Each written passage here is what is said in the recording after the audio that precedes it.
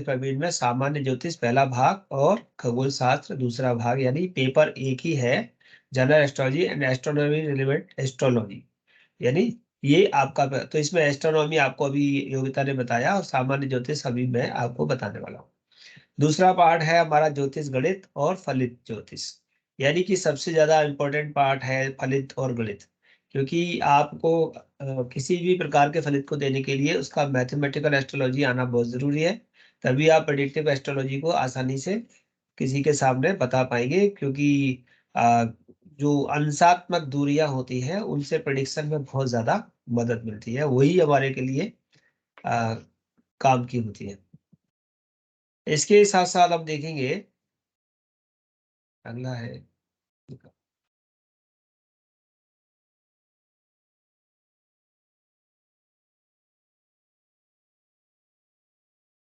ज्योतिष प्रवीण का जो सेकंड सेमेस्टर होगा उसमें आप पढ़ते हैं कुंडली का चित्रण, दशा गोचर, ताजिक और मुहूर्त। इस पर हम ज्यादा चर्चा इसलिए नहीं करेंगे क्योंकि ये आपका प्रवीण सेकंड का कोर्स है, इसलिए अभी इस पर बात नहीं होगी, लेकिन ये आपको सेकेंड ईयर में यानी 6 महीने बाद हम पढ़ाएंगे। आज हम बात कर रहे हैं सामान्य ज्योतिष की, तो हम सामान्य ज्योतिष में क्या पढ़ने वाले हैं वो देखते हैं। सामान्य ज्योतिष में हमारा पहला जो टॉपिक रहेगा वो है ज्योतिष एक वेदांग है। नंबर 2, ज्योतिष शास्त्र क्या है। नंबर 3, ज्योतिषी की योग्यताएं क्या है। नंबर 4, कर्म का सिद्धांत क्या है। नंबर 5, ज्योतिष शास्त्र और विज्ञान, इसका विज्ञान से क्या संबंध है। ज्योतिष शास्त्र और मनोविज्ञान, और भी है यूनिट्स, मैं पहले अभी इन्हीं पर चर्चा करते हैं। यथा शिखा मयूराणाम नागानां मणयो यथा तद्वद वेदांगानाम यथा शिखा मूर्धनि। ऐसा आप सामान्य ज्योतिष की जब पुस्तक लेंगे उसमें पहले ही श्लोक में ये बात आपके सामने लिखी होगी, यथा शिखा मयूराणाम, जैसे मयूर की शिखा, बिना शिखा के मयूर मोर जो होता है उसके ऊपर जो शिखा लगी होती है उसके बगैर उसकी शोभा नहीं होती। और नागा नाम मणियो था, तो जो गज होते हैं, हाथी होते हैं, उनके मुक्ता, हाथी के सर पर मुक्ता मोती लगा होता है। या नागमणि के बारे में भी आपने नागिन फिल्म वगैरह में सुना होगा, वो नागमणि के लिए काफी वो चलता रहता है झगड़ा कि नागमणि चाहिए। तो नाग की मणि जो उसकी शोभा बढ़ाती है, नागा नाम मणियो था तद्वत वेद वेदांगा नाम, और उसी प्रकार से वेद और वेदांग की जो वेद की शोभा है वो ज्योतिष से है, और इसीलिए ज्योतिष वेदांग है। ज्योतिष का जो उदय हुआ है वो काफी पुराना है, उस इतिहास को जानना सभी के लिए बड़ा मुश्किल है, क्योंकि जब हमारी सृष्टि का निर्माण हुआ तभी से हमारा ज्योतिष का प्रादुर्भाव हो गया। सृष्टि का उदय कब हुआ इसके लिए भी हम जब जाएंगे सृष्टि के प्रारंभ में, तो हमने देखा कि मैंने पिछली क्लास में एक बात कही थी कि पृथ्वी पर आपको सबसे ज्यादा क्या दिखता है, पृथ्वी या जल। कोई बताएगा पृथ्वी पर सबसे ज्यादा पृथ्वी है या जल इस मृत्यु लोक पर। जल जल जल। तो सभी जगह जल ही जल था, कहीं पर थल ही नहीं था, जल ही जल था। और जल में, जल को कहते हैं नार। नार मतलब नार माने पानी, नार। और नार जब अयन करता था, घूमता था, पानी को आपने कभी कभी चक्र की तरह घूमता हुआ देखा है, कभी कभी भंवर की तरह पानी को घूमते हुए देखा है, किसी ने देखा है? बिल्कुल। तो नार का जब अयन होता है, नार का अयन, नार कहते हैं पानी को, जब पानी जब घूमता है, भ्रमण करता है, तो उससे उत्पन्न होता है नारायण। तो नारायण के बारे में जानते हैं? नारायण मतलब जो नार में अयन करते हैं, जो जल के अंदर भ्रमण करते हैं, जल के अंदर घूमते रहते हैं, वो है नारायण। तो भगवान नारायण साक्षात विष्णु जो जल के अंदर शेष शैया पर शयन करते हैं, और उनकी बनाई हुई यह सृष्टि है, अर्थात जल से उत्पन्न यह सृष्टि है, नारायण से उत्पन्न यह सृष्टि है। तो नारायण ने जल में भ्रमण करते हुए यह विचार किया कि मैं यहाँ इस सृष्टि में अकेला हूं, और ये सृष्टि जब तक इसमें और भी लोग ना होंगे तो ये सृष्टि अधूरी होगी। तब नारायण ने अपने नाभि कमल से एक कमल पुष्प से जो है एक ब्रह्मा को, विधाता को उत्पन्न किया नाभि कमल से। नारायण की नाभि कमल से जब ब्रह्मा उत्पन्न हुए तो ब्रह्मा जी जब कमल के पुष्प के ऊपर विराजित थे और उन्होंने चारों ओर देखा तो नारायण के जो कमल से उत्पन्न हुए ब्रह्मा जी थे उनके 4 मुख थे और वो चारों ओर देख रहे थे। और चारों ओर उनको क्या दिख रहा था, कोई बताएगा? ब्रह्मा जी को चारों तरफ क्या दिख रहा था? ब्रह्मा जी को चारों ओर केवल जल ही जल दिख रहा था। जल। और ब्रह्मा जी के 4 मुख होने के कारण अगर आपके 4 मुख लग जाएं तो क्या आप नीचे की ओर देख पाएंगे? नहीं सर। नहीं देख पाएंगे।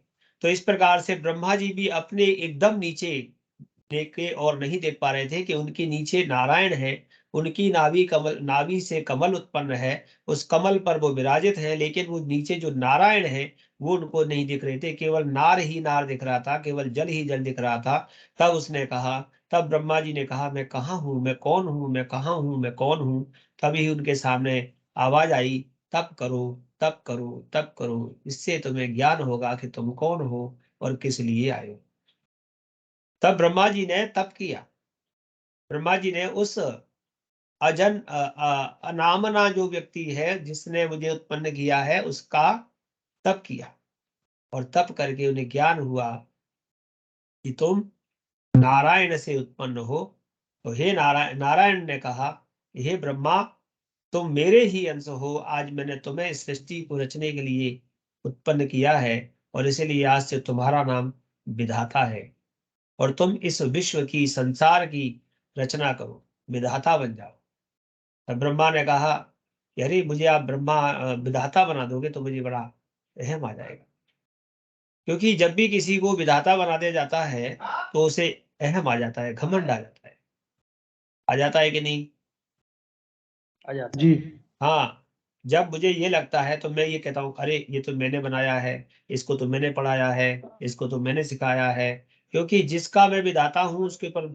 लेकिन तब ब्रह्मा जी का हाथ जो है नारायण पकड़ लेते हैं, कहते हैं, ब्रह्मा, तुम ये सोचो कि तुम जो भी करते हो वो मैं करवा रहा हूं और तुम नहीं करोगे, मैं जब तक चाहूंगा तुम करोगे।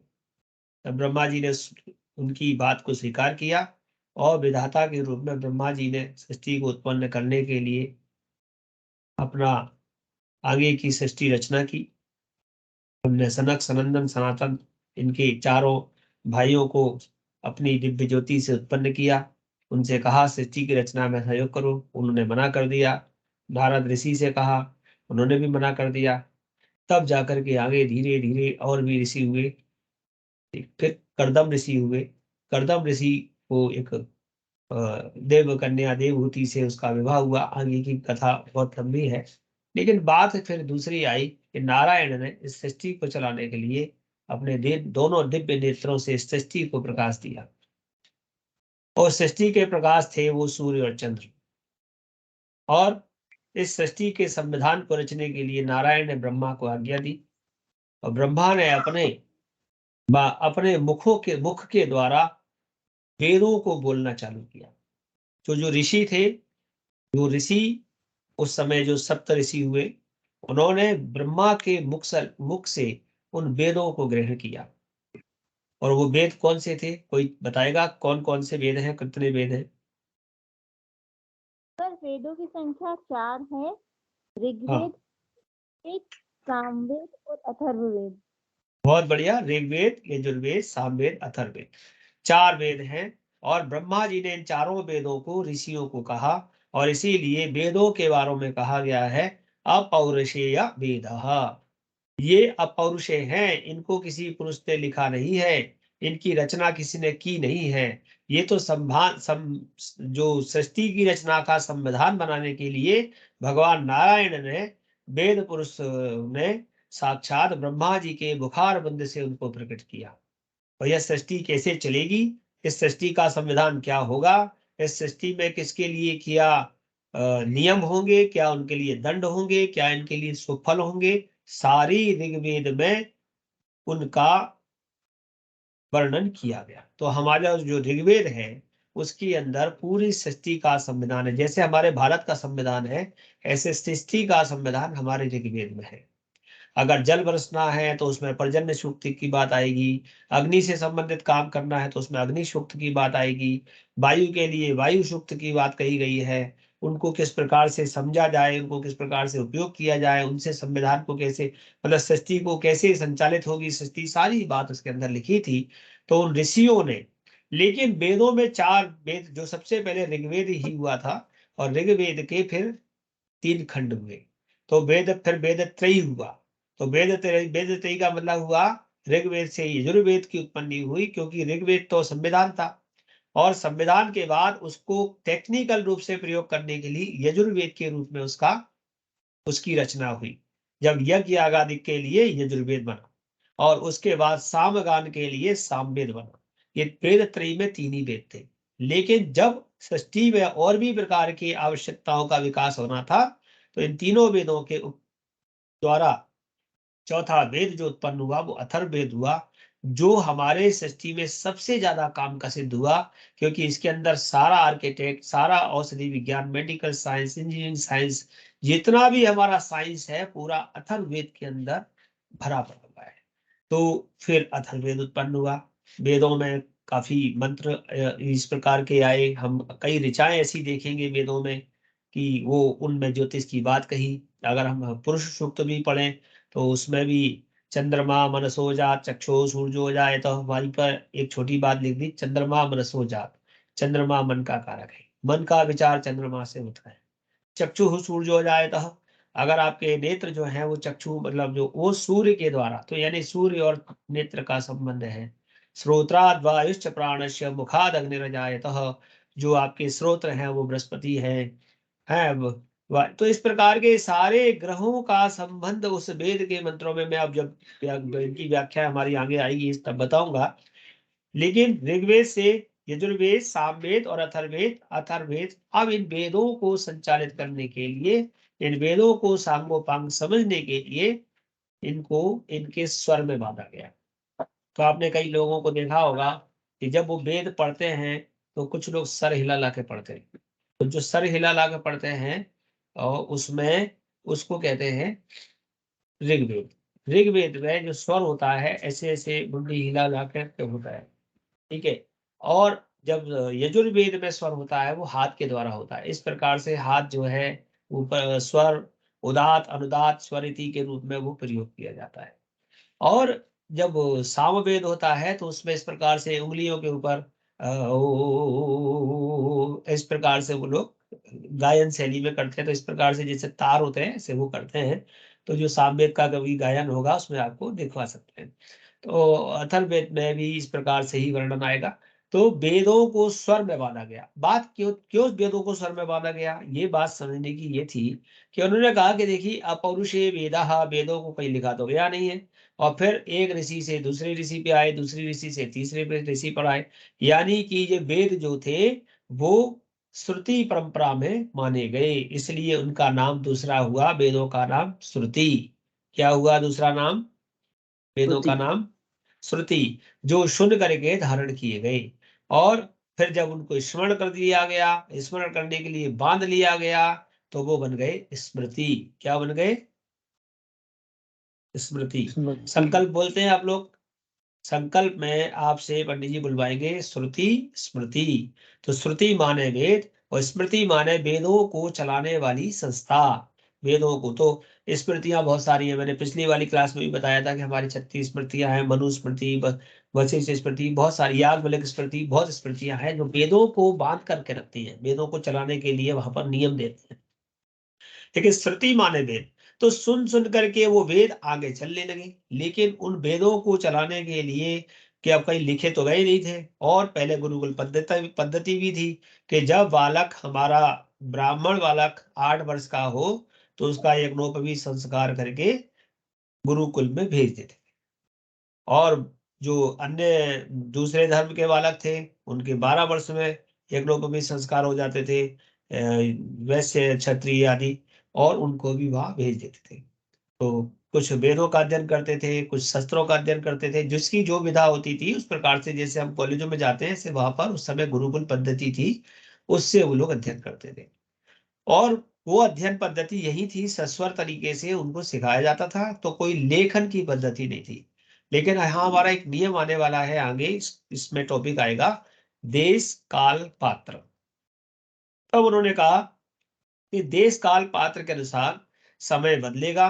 जब समय बदलेगा तो लोगों की स्मरण करने की क्षमता कम हो जाएगी, लोग उसे स्मृत मतलब याद नहीं करेंगे, और सुन करके श्रुति स्मृति में भेद हो सकता है, अपभ्रंश हो सकता है। लोग मान लो सामने वाले ने कुछ कहा, सुनने वाले ने कुछ और सुना, तो उनके अपभ्रंश ना हो जाए, इसलिए कुछ काल के बाद उनको भोजपत्र पर वेदों को लिपिबद्ध किया गया।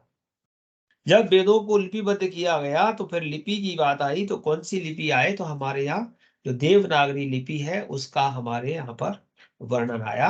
और उसी समय उसी के साथ साथ हमारे सारे वेदों को, मंत्रों को, ऋचाओं को, यंत्र मंत्र तंत्र आदि को हजारों वर्षों पूर्व जब भी इसकी सृष्टि की रचना हुई, जिस समय भी ये लिपि का बोधन हुआ, तब 16 मात्राओं के रूप में उसका आविष्कार हुआ। तो हमारी मात्राएं कितनी हैं? 16। हाँ 16। 16। हाँ, तो 16 मात्राओं के रूप में उसका आविष्कार हुआ।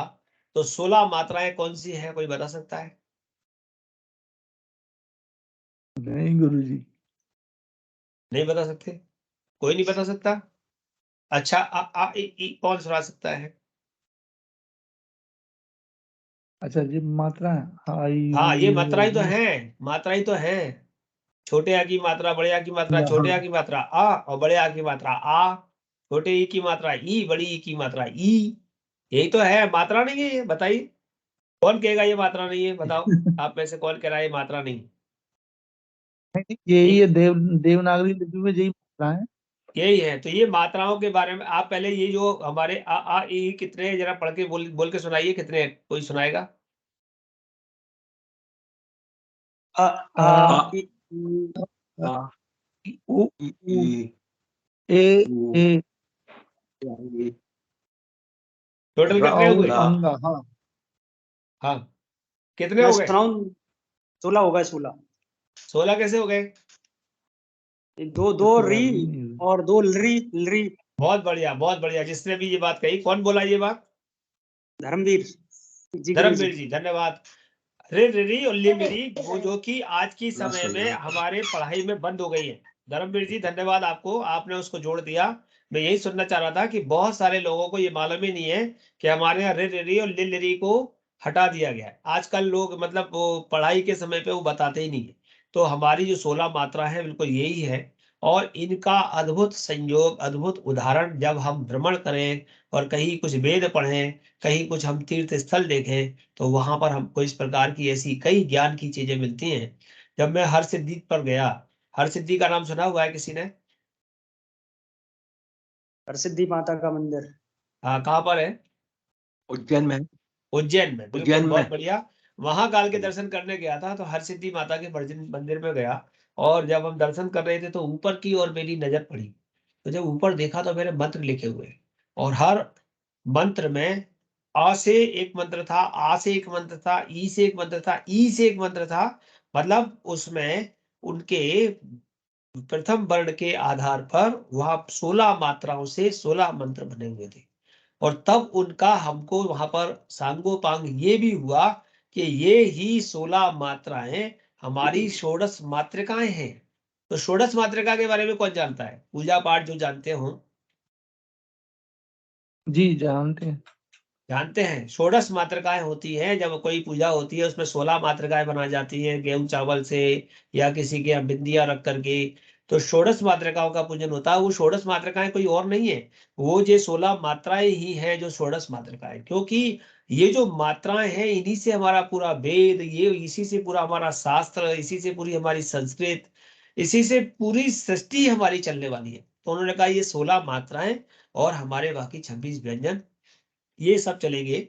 सॉरी, 26 व्यंजन नहीं, ज्यादा है। 8 7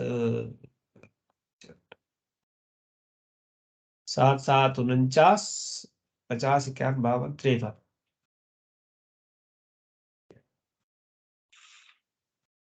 11 ल ब स श श ह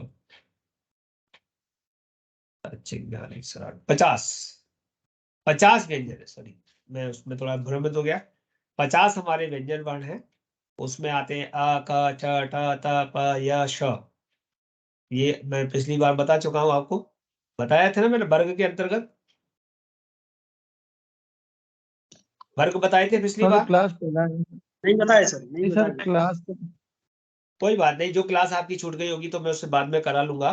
तो हमारे व्यंजन जो होते हैं, जैसे क क ख ग घ ण, ये होते हैं ना, क ख ग घ ण, 5 हो गए।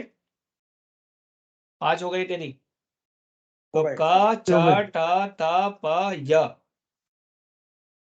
है, कितने हो गए? 5 6 30, और 30 और श श श ह और य र ल व, 30 और 8 38। ये अक्षर हमारे व्यंजन रूप में है। तो हमारे पास जो सबसे पहले है वो स्वर हैं, जो हमारे मात्राएं हैं। तो उन्होंने कहा कि ये जो वेदांग के अंतर्गत सबसे पहले देवनागरी लिपि का वो हुआ, विकास हुआ, और उसके द्वारा भोजपत्र पर उन मंत्रों को लिखा गया। जब उन मंत्रों को लिखा गया तो उन्होंने कहा कि इस विधा को लिखने के साथ साथ अब इसको ठीक से चलाया जा सके, उसके लिए क्या करें? तो उन्होंने कहा कि वेदांगों की रचना करो। तो वेदांग की रचना करने के लिए कौन कौन सी रचना हुई, कि वेदांग कौन से हैं? तो वेदांग के लिए सबसे पहले हुआ शिक्षा, दूसरा हुआ कल्प, शिक्षा, कल्प, व्याकरण, निरुक्त, छंद और ज्योतिष। तो शिक्षा, तो किस प्रकार से वेदों की शिक्षा या हमारी जो शिक्षा को व्यवस्थित रखा जाए और लोगों को शिक्षा दी जाए, कौन कौन शिक्षा देने में कौन से संस्कार आवश्यक हैं। शिक्षा केवल ये नहीं है कि आपको लिखना पढ़ना आता है, शिक्षा कैसे लेना। आज के समय में तो हम कैसे शिक्षा ले रहे हैं वो देश काल पात्र के अनुसार सब बदल गया, लेकिन जो शिक्षा लेने का ढंग था वो ये था कि आप स्नान ध्यान आदि कर करके, पुस्तक की पूजा करके, एक पटे पर या आसन पर, दरी पर, चटाई पर बैठ करके और व्यवस्थित रूप से शिक्षा ग्रहण करें। और आज तो हम कैसे भी ग्रहण करते हैं, किसी भी प्रकार से करते हैं, यहाँ तक कि पाद रक्षा चप्पल आदि भी उतार करके रखे। लेकिन काल बदल गया, काल के अनुसार बहुत सी चीज। तो वेदांग के अंतर्गत शिक्षा जो बात आई, शिक्षा लेने वाला शिक्षा देने वाला दोनों के अंदर क्या आचरण आवश्यक है, शिक्षा लेने से पहले आपको क्या करना है, बहुत सारी बातें शिक्षा में आएंगी। शिक्षा के बाद कल्प, किस कल्प में क्या उसका समझ, उसको कल्प के अनुसार समझना। हमारे कितने कल्प होते हैं हम उसके बारे में भी बताएंगे। फिर व्याकरण युक्त शिक्षा का ग्रहण करना, शिक्षा में व्याकरण, जैसे बिना नमक के भोजन का स्वाद नहीं होता, भोजन सुंदर नहीं होता, उसी प्रकार से बिना व्याकरण के आपकी जो भाषा है, जो आपका मंत्र है, जो आपकी लिपि है, वो सुंदर नहीं होती। तो शिक्षा, कल्प, व्याकरण और फिर निरुक्त। निरुक्त ये भी एक व्याकरण का एक अंग है। एक ही शब्द के, एक ही वाक्य के अनेक अर्थों में उसका प्रयोग देखा जाएगा निरुक्त में। और फिर छंद, किसी भी श्लोक आदि के रूप में, छंद के रूप में उसको संगठित करके रखना। छंद में यानी कि हमारे कितने 32 छंद होते हैं। सिल्की जी कितने छंद होते हैं? 32 या 36? सिल्की जी क्लास में है क्या? 36। हाँ, 36 छंद होते हैं, जिसमें जैसे अनुष्टुप है, त्रिष्टुप है, गायत्री है, शिखरणी है, बहुत सारे छंद हैं। तो छंद जो होते हैं वो किसी श्लोक को, किसी भाषा को अपने उसमें बांध देते हैं, और जब उसके द्वारा जब हम किसी चीज को पढ़ते हैं तो वो एक व्यवस्थित रूप से पढ़ने में आता है। जैसे अभी आप कुछ पढ़ रहे थे, या जैसे हम सामान्य रूप से बोले वक्रतुंड महाकाया कोटि सूर्य समप्रभा निर्विघ्नं कुरु मे देव सर्वकार्येषु सर्वदा। तो ये हमारा 8 8 8 8 में बटा हुआ है, 16 16 मात्रा इसके अंदर है। तो ये हमारा अनुष्टुप छंद है। आप उसको ऊपर देखेंगे तो 16 ऊपर है शब्द, और 16 वर्ण ऊपर है, 16 वर्ण नीचे है, और उनको 8 8 में बांट देते हैं तो अनुष्टुप हो जाता है। ऐसे गायत्री होते हैं। तो छंद की आवश्यकता है। तो उन्होंने कहा शिक्षा, कल्प, व्याकरण, निरुक्त, छंद, और छंद के बाद 6वें नंबर पे है ज्योतिष। आपकी जो पुस्तक है इसमें दिया होगा वेदांग, लिखा है। किसी के पास सामान्य ज्योतिष की बुक है अभी? आप में से किसके पास सामान्य ज्योतिष की बुक है? हाँ गुरुजी। तो हाँ जी, उसमें गुरुजी है। देखो क्या वहां पर वो लिखे हैं वेदांग, कौन कौन से लिखे हैं, जरा पढ़ के बताओ। शिक्षा, कल्प, व्याकरण, निरुक्त, छंद, ज्योतिष। निरुक्त नहीं है, निरुक्त है वो, निरुक्त। अच्छा, निरुक्त अगर उसमें गलत लिखा है तो उसे सही कर सकते हैं, निरुक्त है। निरुक्त लिखा हुआ है। हाँ कोई बात नहीं, आप उसे सही कर लीजिए। सिल्की जी क्या है, निरुक्त है कि निरुक्त है? सर निरुक्त है, शिक्षा कल्प निरुक्त है। व्याकरण। मैं सिल्की जी से इसलिए पूछता हूँ कि सिल्की जी हमारी संस्कृत में पीएचडी है और इस विषय का सिल्की जी को बहुत अच्छे से ज्ञान है। तो वहां पर निरुक्त लिखा हुआ है, मुझे भी मालूम है। तो आप लोगों को जो कुछ उसमें गलत लिखा है उसे सही कर लीजिए। तो उनके आगे कुछ लिखा हुआ है, शिक्षा के आगे कुछ लिखा हुआ है, कोई बताएगा? शुद्ध आचरण। शिक्षा त्याग, शुद्ध आचरण, शुद्ध आचरण। जी। और उसके आगे दूसरे वाले के नीचे क्या लिखा है? कल्प है कर्म, कल्प कर्म है। आधारित विद्या। जी ठीक है।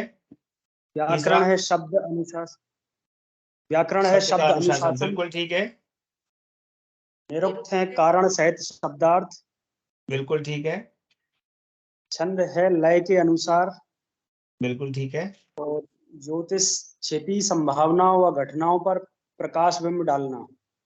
हाँ, तो हम जो पढ़ने वाले हैं वो ज्योतिष का, वो जो वेद का 6वां अंग है जिसे हम यहाँ पर पढ़ने जा रहे हैं, और वो है ज्योतिष। तो क्षितिज पर मतलब आकाश में ग्रहों के, राशियों के, नक्षत्रों के, हमारी सृष्टि के ऊपर क्या प्रभाव होंगे, कैसे सृष्टि चलेगी, इसके बारे में जानने के लिए हमें वेद ज्योतिष को जानना होगा। तो जो फिर बात वहां पर लिखते हैं, जो वेदा नाम चक्षुहु, ज्योतिष वेदों का नेत्र है। अब हम तो देखिए पहली बात तो ये है कि उसको 6वें नंबर पर क्यों रखा गया। चाहते तो ज्योतिष को पहले नंबर पर रख सकते थे और शिक्षा को लास्ट नंबर पर रख सकते थे। तो किसी भी सोपान को किसी क्रम में रखा गया है तो उसके पीछे कारण होगा। शुरुआत ज्योतिष से नहीं कर सकते। कई बार लोग सोचते हैं हम डायरेक्ट ज्योतिष पढ़ लें। भैया डायरेक्ट ज्योतिष नहीं पढ़ी जा सकता। हालांकि लोग आज के समय में डायरेक्ट ज्योतिष ही पढ़ रहे हैं, लेकिन अगर आप डायरेक्ट ज्योतिष पढ़ रहे हैं और उन 5 अंगों को छोड़ के चल रहे हैं, इसका मतलब आप ज्योतिष उस तरीके से नहीं सीख पाएंगे जैसा कि शास्त्रों में उसका वर्णन है या जैसा शास्त्रों में उसके लिए कहा गया है। क्योंकि आप यदि सोपानबद्ध क्रम से चलते हैं, सोपान कहते हैं सीढ़ियां, एक एक सीढ़ी, सीढ़ी को इंग्लिश में क्या कहते हैं, क्या बोलते हैं? स्टेयर। स्टेयर। हाँ, तो अगर उस क्रम में आप नहीं चलते तो फिर आप गिर सकते हैं। तो सबसे पहले आपको शिक्षा जो आवश्यक है वो मालूम होना चाहिए। फिर आपको कल्प माने के समय के अनुसार उसका ज्ञान होना चाहिए। फिर आपको व्याकरण सम्मत भाषा आनी चाहिए। फिर आपको छंद आने चाहिए, निरुक्त आना चाहिए, उसके अनेक अर्थों में उसका ज्ञान होना चाहिए, और फिर आपको ज्योतिष आना चाहिए। अगर हम बात अभी आगे करेंगे इसी ज्योतिष की वेदांग के अंतर्गत, तो वेद को पुरुषार्थ चतुष्टय के अंतर्गत लिया गया है। तो पुरुषार्थ चतुष्टय के अंतर्गत जब वेद को लिया गया है तो चौथा पुरुषार्थ जो है उसकी सिद्धि केवल ज्योतिष से ही होती है। तो पहला पुरुषार्थ क्या है, कोई बता सकता है? सर 4 पुरुषार्थ हैं अपने, धर्म, अर्थ, काम और मोक्ष। चौथा पुरुषार्थ वाह। मोक्ष है। पहला पुरुषार्थ धर्म। धर्म है, बिल्कुल ठीक है। धर्मो रक्षति रक्षितः, पहला पुरुषार्थ हमारा धर्म है। पुरुषार्थ चतुष्टय, पहला पुरुषार्थ धर्म है, दूसरा अर्थ है, तीसरा काम है, और चौथा मोक्ष है। तो जब हम धर्म का अनुसरण करेंगे तब हमें अर्थ की प्राप्ति होगी। यानी अर्थ मतलब हम उद्देश्य को जान पाएंगे। अर्थ का मतलब केवल पैसा नहीं होता, अर्थ का मतलब हमारा उद्देश्य भी होता है कि हम किस लिए जी रहे हैं, किस लिए कार्य कर रहे हैं। धर्म, अर्थ, काम, और जब हमारे बीच में अर्थ आ जाएगा, उद्देश्य आ जाएगा, तो हम काम, अर्थात काम का मतलब काम नहीं होता, काम का मतलब होता है संकल्प। हम कोई संकल्प लेंगे कि हमें ये करना है, और वह संकल्प हमारा होगा चौथा वाला कि हमें ईश्वर की शरण में जाना है और इस जीवन से बार बार के दुख से मुक्त होकर के अपने आप को मोक्ष की ओर ले जाना है। तो आपने जब कुंडली देखते हैं तो कुंडली में कितने भाव होते हैं? देखिए, ये शिक्षा, कल्प, 12। व्याकरण, निरुक्त, है ना? ये तो मैं वो दिखाता हूं आपको। 12 भाव होते हैं। 12 भाव होते हैं। तो पहला भाव आप किसको मानते हैं? कौन सा भाव पहला होता है? लग्न। जिसमें 1 नंबर पड़ा है वो हमारा पहला भाव होता है। दिख रहा है यहाँ पे? आपको दिख रहा है? जी आपको दिख रहा है ना? तो पहला भाव जो होता है, ये पहला भाव, इसको हम कहते हैं धर्म, और दूसरे भाव को कहते हैं अर्थ। ठीक है? तीसरे भाव को कहते हैं काम, और चौथे भाव को कहते हैं मोक्ष। तो पांचवें भाव को क्या कहेंगे? पांचवें भाव को क्या कहेंगे? वही रखने ना। कोई बताएगा पांचवें भाव को क्या शिक्षा कहेंगे? का भाव। शिक्षा। नहीं, धर्म कहेंगे। मैं अभी आपको केवल पुरुषार्थ चतुष्टय की बात कर रहा हूं। अगर हम पहले वाले को धर्म कहेंगे तो पांचवें वाले को भी हम क्या कहेंगे? धर्म कहेंगे। और अगर हम पांचवें वाले को धर्म कहेंगे तो छठवें को क्या कहेंगे? अर्थ। अर्थ। और सातवें को? काम। काम। और आठवें को? मोक्ष। मोक्ष। तो 9वें भाव को फिर क्या कहेंगे? धर्म। धर्म। और 10वें को? अर्थ। अर्थ। 11वें को? काम। 11वें को काम, और 12वें को मोक्ष। यानी कि हमारी यात्रा धर्म से मोक्ष तक की है। पहला भाव धर्म है और आखिरी भाव 12वां भाव हमारा मोक्ष है। तो वे 12वां भाव मोक्ष है, यानी कि हम धर्मो रक्षति रक्षता, धर्म से प्रारंभ करके वेदांग को जान करके, वेद को जान करके, और वेद के सबसे छठवें अंग पर, जब छठे अंग की बात हो रही है ज्योतिष की, उस पर जब हम पहुंचते हैं तो हम मोक्ष को प्राप्त कर सकते हैं। मोक्ष का मार्ग दिखाता है ज्योतिष। तो मोक्ष किसे कहते हैं? इस बारे में कोई बता सकता है कि मोक्ष किसे कहते हैं?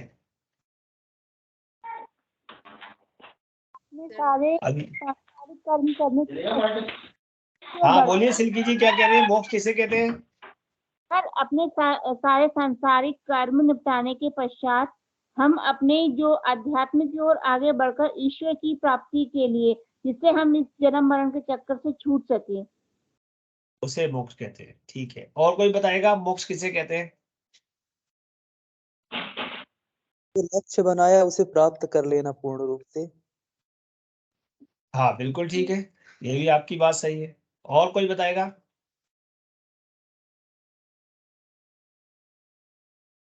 समत्वम मोक्ष उच्यते। संभावना मोक्ष है। ओके, चलिए और कोई बताएगा? चलिए, सबने अपने अपने तरीके से बता दिया। देखिए, हमारे पास धर्म त्रिकोण, धर्म के भी 3 भाव हैं, पहला, 5वां, 9वां, और अर्थ के भी 3 भाव हैं, दूसरा, 6वां, 10वां, और काम के भी 3 भाव हैं, तीसरा, 7वां, 11वां, और मोक्ष के भी 3 भाव हैं, चौथा, 8वां, 12वां। लेकिन कुछ मोक्ष हमारे होते हैं क्षणिक, जो कुछ समय के लिए होते हैं और कुछ समय के बाद जाग जाते हैं। और अंतिम मोक्ष जो होता है हमारा, वो दोबारा जागता नहीं। तो 12वें भाव का जो हमारा मोक्ष है वो बार बार जागेगा नहीं। अगर 12वें भाव की मोक्ष पर हम पहुंच गए, अगर उस मोक्ष को हमने प्राप्त कर लिया, तो फिर हमारा पुनरपि जन्म, पुनरपि मरणम, पुनरपि जननी जठरे शयनम, ये खत्म हो जाता है। लेकिन अगर हम चौथे भाव से मोक्ष की प्राप्ति करते हैं, तो चौथा भाव काय का है? कोई बता सकता है? चौथा भाव लग्जरी का है। लग्जरी का है। और अगर हम सामान्य भाषा में कहें तो चौथा भाव हमारा सुख का है। काय का है? सुख का है। सुख का। तो भोजन करने से सुख मिलता है?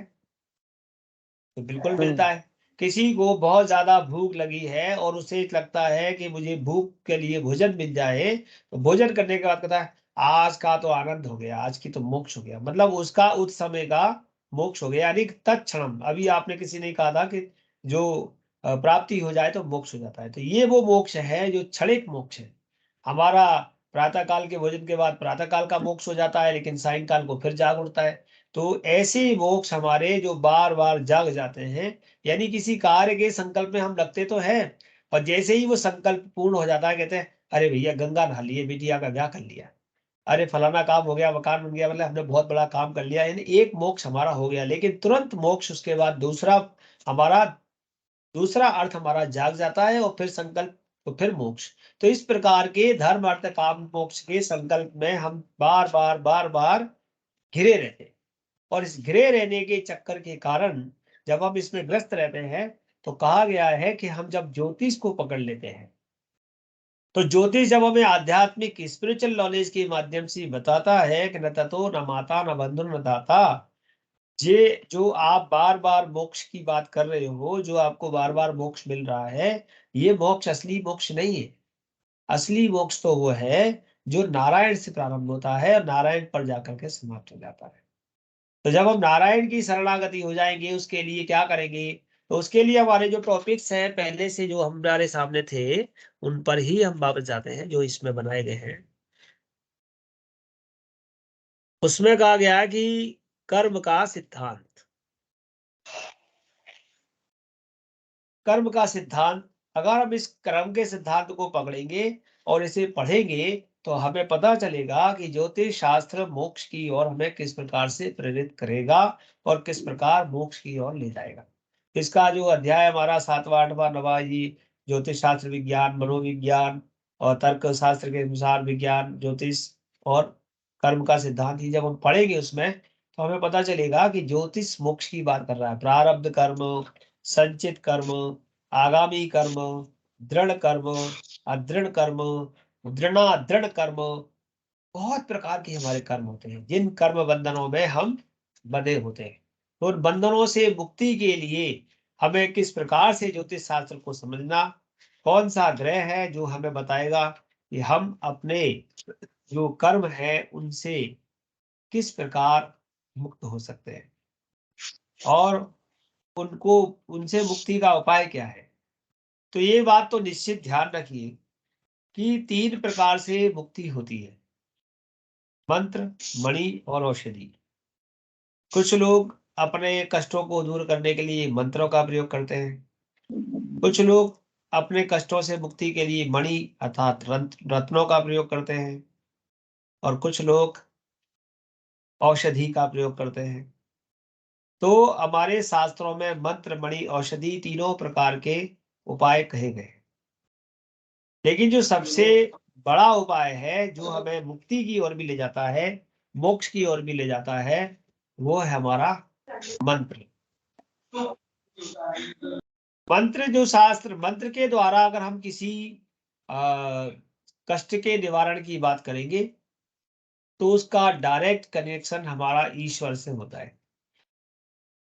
और अगर हम मणि के द्वारा करते हैं, तो कुछ समय के लिए लाइट विजिबल होती है, जलती है, और कुछ जब तक उसकी बड़ी की चमक रहती है, तब तक वो हमारे ऊपर प्रभावी होता है, और उसके बाद उसमें साइड इफेक्ट भी आना चालू हो जाते हैं।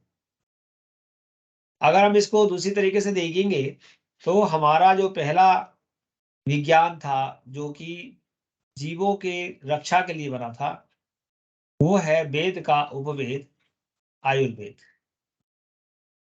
आयुर्वेद को की जो रचना हुई, महर्षि चरक, सुश्रुत, पतंजलि, इन सब के द्वारा, चरक संहिता, सुश्रुत संहिता में विशेष करके इस बारे में लिखा है कि वे जो हमारा आयुर्वेद है वो पूरा वेदों पर आधारित है। अगर हम आयुर्वेद के अनुसार कोई उपचार करते हैं, तो वो उसका जो दूसरा नाम है औषधि। आपकी धी को हम बुद्धि भी कहते हैं, धी को हम कहते हैं आयु भी कहते हैं। औषधि के माध्यम से हम मतलब हम किसी भी कष्ट को, बीमारी को, परेशानी को धीरे धीरे करके पूर्ण रूप से जड़ से मिटा सकते हैं, लेकिन उसमें समय जरूर लग सकता है। जैसे वेद मंत्र के द्वारा, ज्योतिष शास्त्र में कहे गए उपायों के द्वारा हम अपने कष्टों को दूर कर सकते हैं, लेकिन उसमें समय लग सकता है।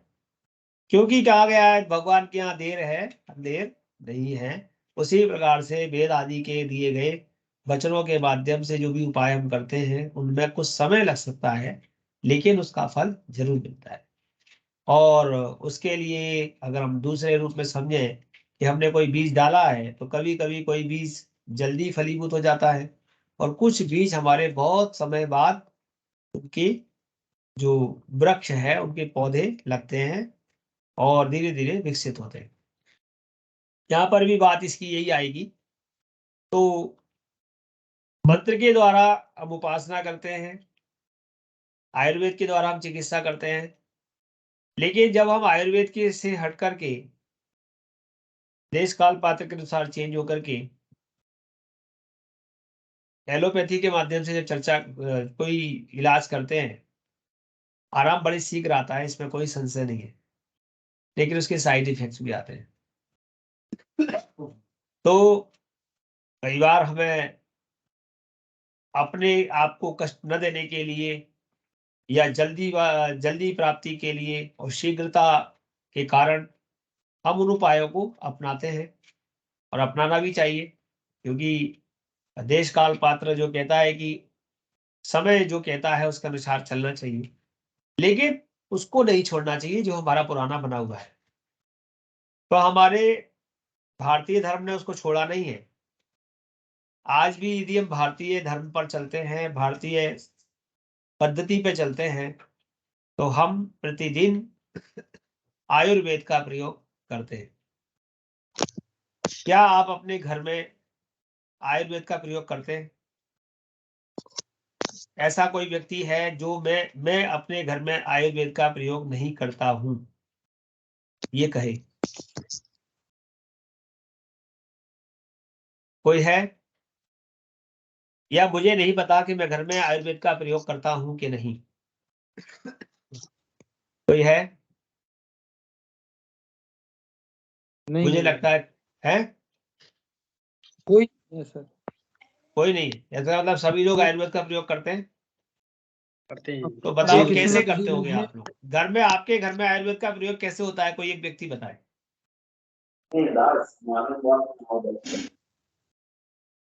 बता सकते हैं? भोजन में गुरुजी प्रतिदिन हल्दी का प्रयोग होता है, बहुत बढ़िया, और बिल्कुल अति ठीक कहा आवश्यक कंडीशन में बिल्कुल मेडिसिन दी आपने जाती ठीक है। कहा। ऐसी छोटी छोटी चीजें जैसे हल्दी हमारे यहाँ एंटीबायोटिक है, तुलसी हमारे यहाँ है, अदरक है, लौंग है, काली मिर्ची है, हमारे मसाले हैं, जायफल है, सौंठ है, दाना मेथी है, यहाँ तक कि हमारे जो भोजन बनाने के जो मसाले हैं उनमें किसके साथ किसका समन्वय किया जाए। जैसे आपके वो कहते हैं कड़ी, उसको बनाने के लिए आप उसमें क्या डालें? तो बताइए, उसको बनाने के लिए उसमें क्या डालेंगे? कड़ी में जीरा डालेंगे, राई डालेंगे या दाना मेथी डालेंगे? राई। राई डालेंगे। मेथी दाना, मेथी दाना। मेथी दाना, बिल्कुल ठीक।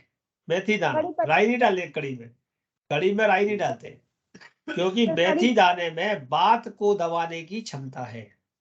बात समझते हैं? बात मतलब ये नहीं कि बोल, बात मतलब वादी, उसको दबाने की क्षमता मेथी दाने में है। और इसीलिए उसको यानी हमारा जो शास्त्र है वो ऐसा धर्म के रूप में रचना की गई कि घरों में जो लोग कैसे भी पढ़े हो, किसी भी प्रकार से पढ़े हो, कहीं से उन्होंने ज्ञान लिया हो न लिया हो, लेकिन हमारे शास्त्र को धर्म के साथ ऐसे जोड़ा गया है।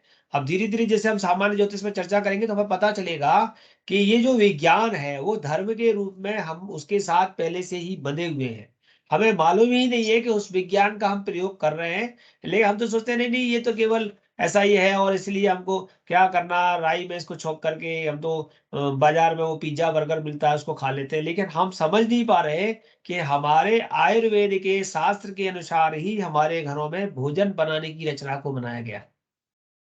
हमारा रहन सहन, उठना खाना पीना, जो भी हमारी रचना हुई हिंदू धर्म में, वो सब वेदों के अनुसार हुई है। और आप इसे आगे जैसे सामान्य ज्योतिष के सिद्धांतों को पढ़ते जाएंगे, देश काल पात्र को पढ़ते जाएंगे, यहाँ तक कि आप ये पढ़ेंगे कि हमारी सृष्टि हमारे साथ न्याय करती है। उसे मालूम है कि कब आपके लिए क्या अच्छा है, उस समय उसी प्रकार के फल का विकास करती है। अगर उसे मालूम है कि आपके लिए मटर इस समय अच्छी नहीं होगी, उससे आपको नुकसान हो सकता है, तो मटर की फसल भी उस समय नहीं होगी। तो गर्म प्रदेशों में, विशेष करके हमारे मध्य भारत, उत्तर भारत में मटर की फसल नहीं होती। वो केवल ठंड में होती है, गर्मी में नहीं होती, क्योंकि मटर आपके पेट को गर्मी करती है। मटर और छोले, उस गर्मी से मतलब उसको पचाने के लिए आपको शरीर में जठराग्नि चाहिए, और जठराग्नि केवल ठंडे प्रदेशों में रहने पर मिलती है। तो ठंडे प्रदेशों में रहते हैं, जैसा पंजाब, चंडीगढ़, उधर की तरफ लोग रहते हैं, उत्तरांचल में रहते हैं, वो छोले को 12 महीने पचा सकते हैं। लेकिन अगर दक्षिण भारत में, उत्तर भारत में रहने वाले लोग 12 महीने छोले को, मटर को नहीं पचा सकते। इसीलिए उन्होंने छोला भटूरे की जो भोजन की पद्धति बनाई, वो पंजाब के लिए बनाई, ना कि केरल के लिए। और जो डोसा, इडली आदि की पद्धति बनाई, वो केरल के लिए बनाई, ना कि पंजाब के लिए। तो ये हमारी देश की विभिन्न जो भोजन की पद्धति है, और देश में विभिन्न जगहों पर विभिन्न विभिन्न भोजनों का, सब्जियों का, फलों का जो उत्पादन है, और भिन्न भिन्न ऋतुओं में जो उत्पादन है, उत्पन्न होते हैं, उनके पीछे भी हमारा ये सामान्य ज्ञान, सामान्य ज्योतिष है, जो धर्म के माध्यम से हमारे बीच छुपा हुआ है। लेकिन हमें उसे जानना है, क्योंकि केवल ज्योतिष के ग्रहों को जान करके आप अपनी समस्याओं का निदान नहीं कर पाएंगे। अगर आपको समस्याओं का निदान करना है, तो सबसे पहले आपको यह जानना होगा कि आप उस निदान को कैसे कर सकते हैं। और उसको करने का एक ही तरीका है कि आप सब कुछ पहले से कर रहे हैं, आप विज्ञान से जुड़े हुए हैं, लेकिन आप उस विज्ञान को, उस विज्ञान के रहस्य को अच्छे से अपने साथ आत्मसात नहीं कर पा रहे हैं, और उसे जान नहीं पा रहे हैं। तो इसीलिए हम आप सभी पाश्चात्य पद्धति की ओर भागते जा रहे हैं। अगर हम पाश्चात्य पद्धति से की ओर भागने से बचे, और अपनी जो पुरातन पद्धति है उसका अनुसरण जितना अधिक से अधिक कर सके, आपकी शारीरिक क्षमता के अनुसार, क्योंकि ऐसा कहा गया है कि आपातकाले मर्यादा नास्ति। तो अगर कोई आपके साथ किसी प्रकार का परेशानी नहीं है, शारीरिक परेशानी नहीं है, कोई बंधन नहीं है, तो आप जहां तक हो सके, हम आप सभी अपनी बनाई हुई रीति का प्रयोग करें, उसका पालन करें। निश्चित ही है कि हमें कभी भी उस प्रकार के कष्टों से नहीं गुजरना पड़ेगा, जो कष्ट हमारे जीवन में बार बार आते हैं। हम कई बार ऐसा देखते हैं कि जो घर में आज के समय में हम पशुओं की तरह जीवन जी रहे हैं। पशु को कहते हैं कि पशु खड़े खड़े खाता है, खड़े खड़े सोता है, और खड़े खड़े शौच आदि करता है। और मनुष्यों को भी देखते हैं कि अब वो आंग्ल पद्धति के अनुसार खाना, शौच करना आदि, ये जो व्यवस्थाएं हैं, उनका अनुसरण कर रहे हैं। किसी कारण हमारे घर के किसी बुजुर्ग को यदि कोई समस्या हुई है, उसके लिए, उसके घुटनों की तकलीफ के लिए यदि वो व्यवस्था बनाई गई है, तो वो उसके लिए अनिवार्य है। लेकिन अगर घर में 5 सदस्य हैं, तो वो पांचों के पांचों सदस्य भी उसको यदि फॉलो करने लगते हैं, तो इसका मतलब वो अपने धर्म से विमुख हो रहे हैं, और अपने लिए आगे कष्टों का बीज बो रहे हैं। और फिर कुछ दिन बाद आकर के आपसे कहेंगे कि महाराज, मेरे पैरों में, मेरी कमर में दर्द होता है, मेरे घुटने दर्द कर रहे हैं। और आप सीधे पहुंच जाएंगे कि आपके शनि खराब है, आप शनि के जाप कराइए, आप शनि की शांति कराइए। लेकिन हमारे रिसीवर थे, हमारे जो शास्त्रज्ञ थे, वो जानते थे कि अगर आप अनभ्यासे विषम विद्या अजीर्णे भोजनम विषम, यदि आप किसी अभ्यास को छोड़ देंगे, तो निश्चित ही आपके अंदर वो विकृति पैदा हो जाएगी। यदि आप बार बार झुकना छोड़ देंगे, तो आपके कमर के दर्द प्रारंभ हो जाएंगे। अगर आप बार बार जमीन में बैठना छोड़ देंगे, तो आपके घुटनों के, कमर, पैरों के दर्द प्रारंभ हो जाएंगे। तो लोगों ने नीचे जमीन में बैठना छोड़ दिया है, झुकना छोड़ दिया है। और झुकने की परंपरा को हमारे यहाँ जीवंत किया गया था लोगों के पैर छीने से। तो हमारे यहाँ कोई भी अतिथि आता था, तो उसके हम लोग पैर छीते थे। तो दिन में 100 बार, 50 बार, यहाँ तक कि अगर 50 सदस्य आ रहे हैं तो 50 सदस्यों के बार बार पैर छीने से हमारे कमर में लचीलापन बना रहता था और कभी भी बैक पेन की समस्याएं नहीं होती थी। आज इसी के साथ मैं अपने आज के सामान्य ज्योतिष की कक्षा को विराम दूंगा। कल हमारी कक्षा 11 बजे होगी, जिसमें हम आपसे मिलेंगे। और आपका यदि इस कक्षा के लिए कोई प्रश्न है, आपके मन में कोई विषय चल रहा है, तो आप बताइए कि सामान्य ज्योतिष में ज्योतिष को लेकर के हमारा ज्योतिष और विज्ञान सामान्य ज्योतिष के साथ आपके साथ चर्चा होगी। और जितने भी हमारी यूनिट्स हैं, जो आपके पास सामान्य ज्योतिष की बुक है और सिलेबस है, उसके अनुसार हम आपको बताते जाएंगे। अभी किसी के मन में कोई क्वेश्चन चल रहा है? जी, चल रहा है गुरुदेव। हाँ। कल आप बैठेंगे क्या ऑफिस में? एक एक करके बोले। अनिल कुमार जी कौन बोल रहे हैं? अनिल कुमार बोल रहा हूँ, अनिल पाठक। जी, वो बुक्स लेना थी, तो कल आप ऑफिस में बैठेंगे? कब ले नहीं, लूँ मैं बुक्स? मैं मंडे को मिलूंगा। मंडे को वही 5 बजे? आप फोन लगा लेना, मंडे को मिलूंगा, मंडे को आपको मिल जाएगी। जी जी ठीक। जी, और कोई बोले? विकास पांडे जी कुछ गुरुजी। कह रहे हैं? हाँ, धर्मवीर जी बोलिए, क्या बोल रहे हैं? गुरुजी, मैं ये पूछ रहा था गुरुजी, ये नक्षत्र को याद करने की कोई ट्रिक है क्या? है, बिल्कुल है, बिल्कुल बताएंगे। और कोई क्या पूछ रहा है? किसी और को पूछना है? चलिए, आपने पूछा नक्षत्रों की ट्रिक के लिए, तो मैंने कहा कि ग्रह 9 होते हैं। अगर आप नक्षत्रों को 9 के पार्ट में बांट लें तो 27 नक्षत्रों को आसान हो जाएगा याद करना। तो आप पहले चरण में अश्विनी, भरणी, कृतिका, रोहिणी, वृक्षा, आर्द्रा, पुरुषु, पुष्य, आश्लेषा, इन 9 को याद कर लो।